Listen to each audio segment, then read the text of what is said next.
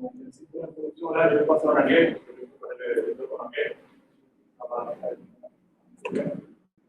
So, I'm Adrian Aguila. I work as a research engineer at Aerofleet platform. It's centered around flexible and printed electronics, but not only that. And I will be talking about printed electronic from the first slide. So I think yesterday we had very good introductions about the need for new cooling solutions. Here I show some numbers about how much electricity the cooling consumes. So, for example, 20% of total electricity goes into cooling spaces or devices. Cooling accounts for half of the amount of electricity in data centers now that AI is at high stakes. And the demand is expected to triple by 2050. And also, I mean, all these apparatus are used for cooling. They have moving parts. They use bad gases and so on. So we need low cost and more efficient devices. So I will be talking about the electrocaloric alternative, which is obviously based on the electrocaloric cycle. So basically, there are materials that are electrocaloric. So when an electric field is applied, dipoles inside the material will align. So the balance between entropy and temperature will make entropy increase, so the temperature will increase. And then when this the temperature increases, the entropy increases.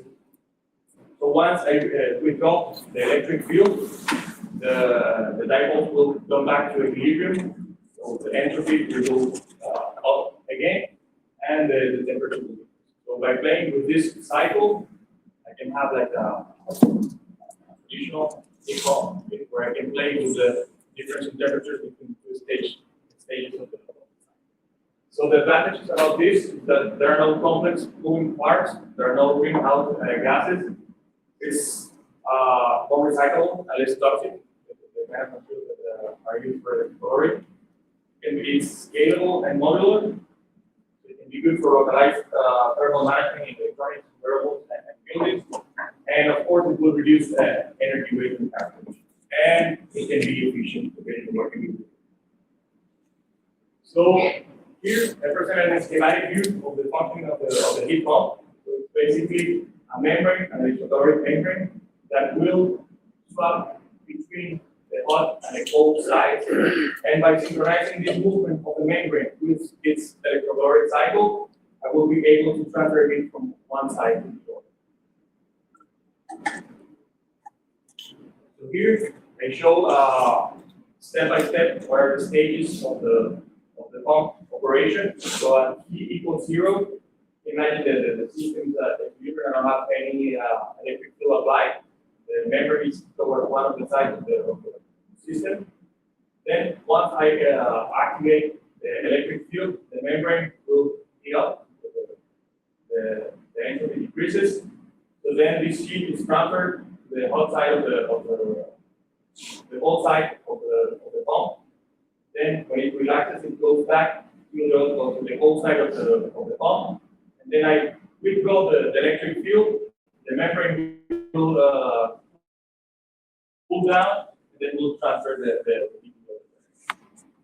and by continuously creating this cycle, I will be able to generate a difference in temperature between the cold and the hot side of the system.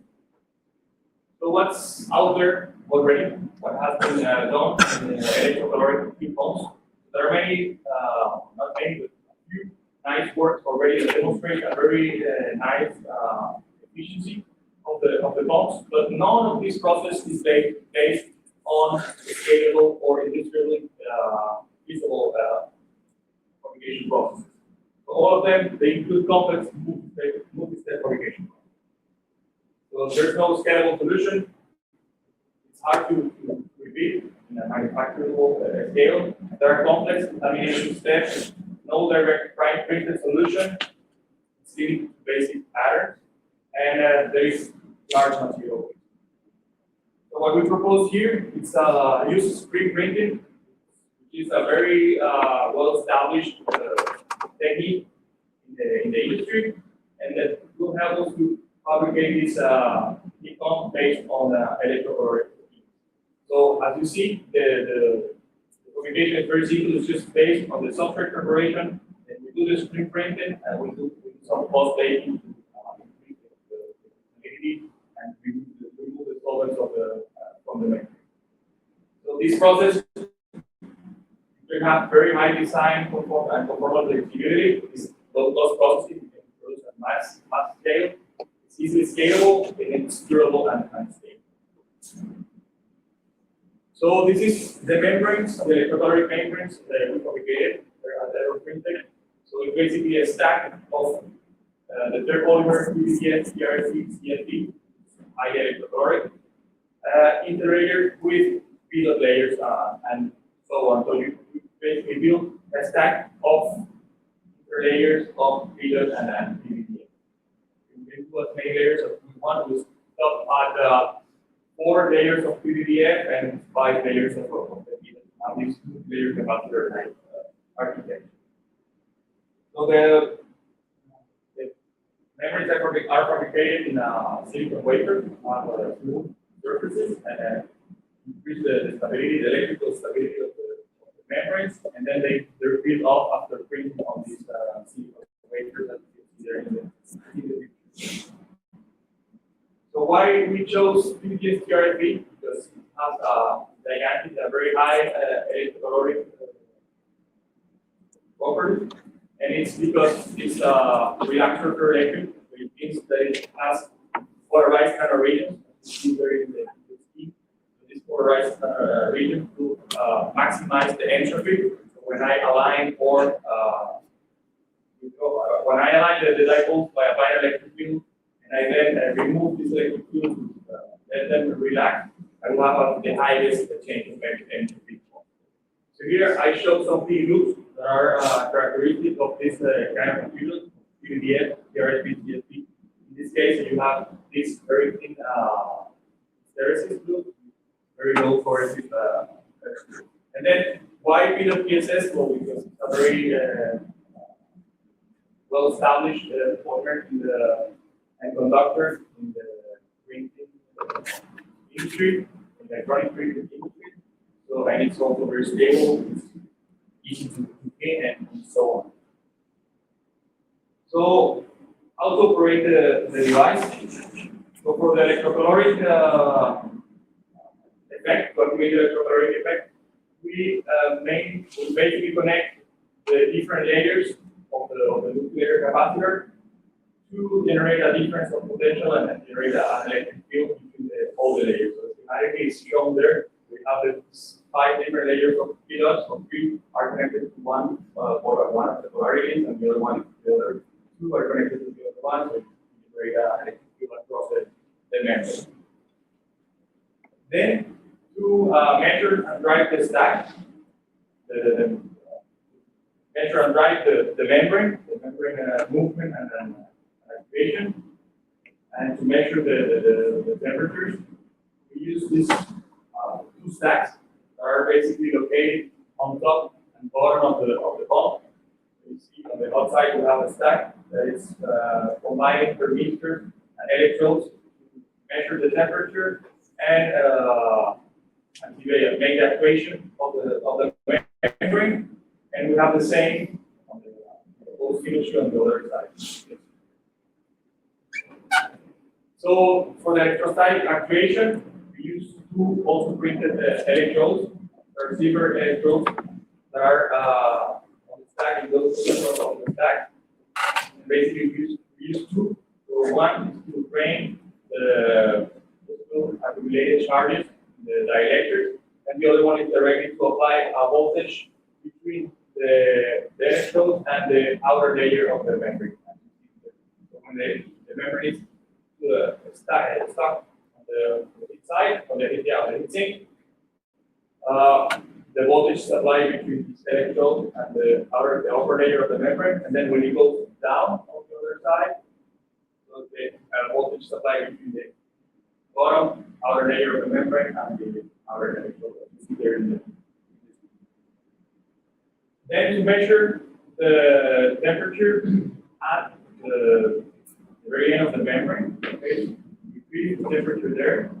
We use a system of two thermistors. Okay, so these are basically treated devices. Okay, you see there, it's serpentine kind of design.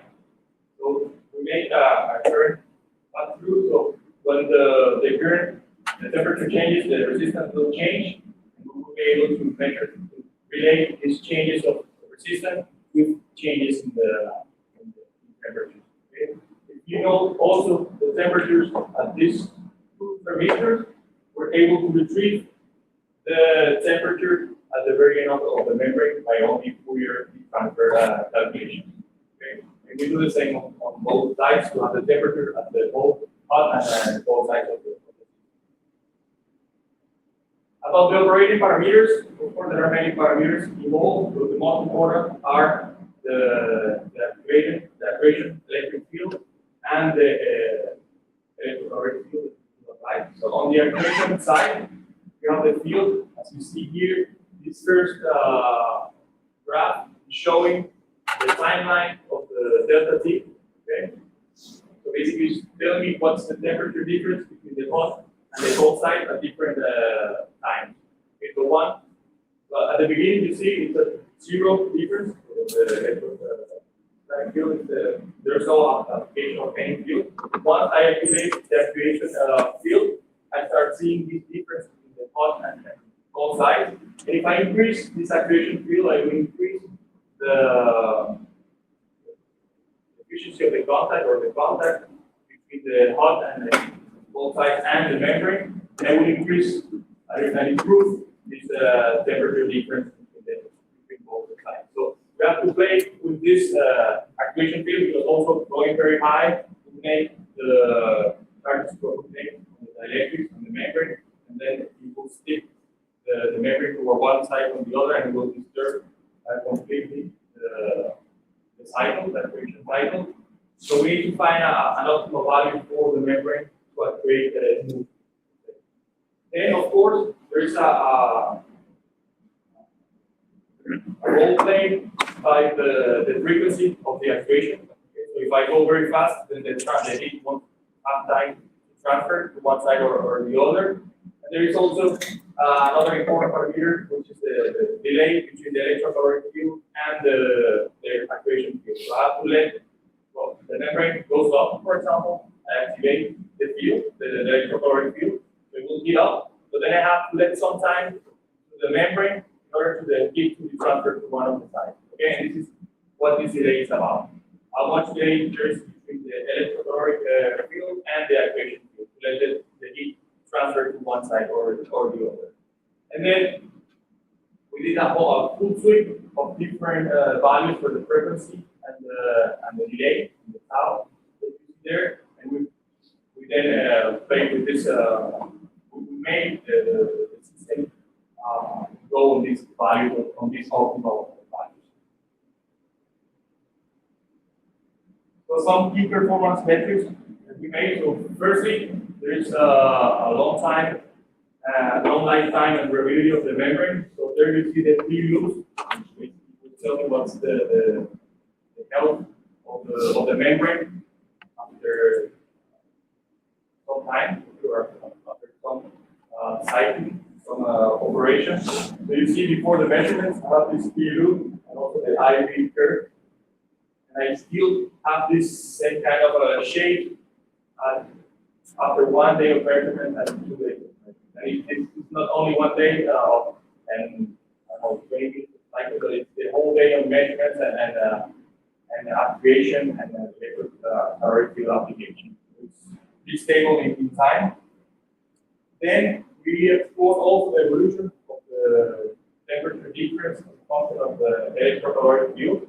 This curve on the left that you see. So as expected, you have more and more temperature difference between the thing and first as the electrocaloric field increases, what you are able to polarize more dipoles inside the materials. We will have more electrolytic effect, more temperature different. And then on the right, you have the cooling power, which also absolutely increases as the electric field increases. Okay, so we reach down to 10 milliwatts per centimeter squared on the cooling power and about 0.4 Kelvin. If we push a bit the operating parameters, so if we go a bit further with the electrostatic actuation field and with the caloric field, we can reach higher values. And this is what I showed you. So you see that the temperature difference can reach with 50 megawatts per meter electric field up to 1 Kelvin of difference between both. And with both the heat sink and the heaters and cooling power that go down to 12 milliwatts per centimeter squared. So we guys make some numbers to try to position our heat pump or electric pump and compare it to the liquid there. So we measure calculate the standard quantity, which is the coefficient of performance that will basically tell me how much power it gives me with respect to how much power do I insert into the pump.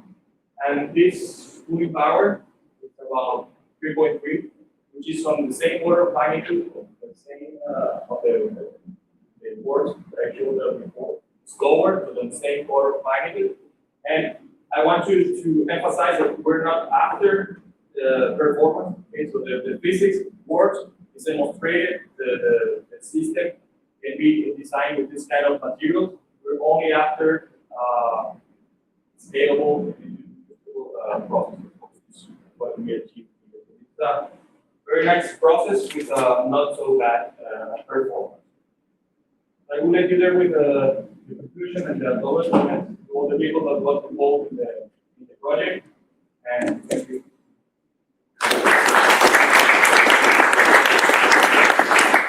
Any questions?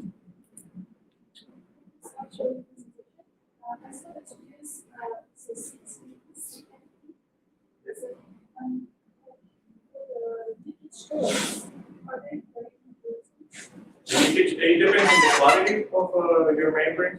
So, I mean, in some cases, you have very high leakage currents. You can use loops, but if you have thick enough layers, and also the heating process is very important, and remove the solvent, and you can reduce the leakage.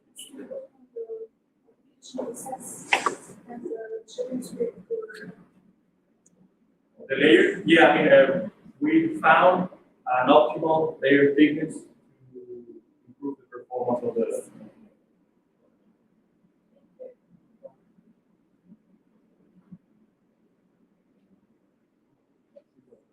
On peut espérer, voilà, on peut espérer avec une. Oui, oui. Parce que là, actuellement, si je un degré aujourd'hui, en fait, on va pas s'inscrire. Ça, c'est une solution, oui, on peut compiler sur le banc. On a là. Et ça va accroître linéairement, ça va accroître la performance de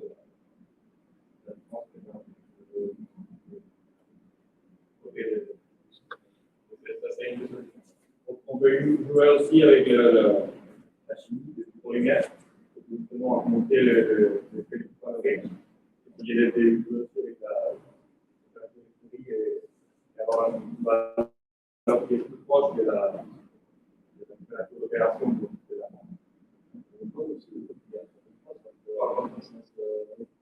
de la mais là, le travail que j'ai démontré au début, ça arrive à avoir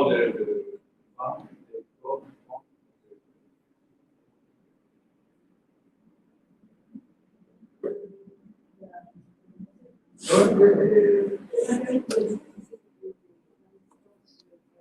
c'est de l'argent.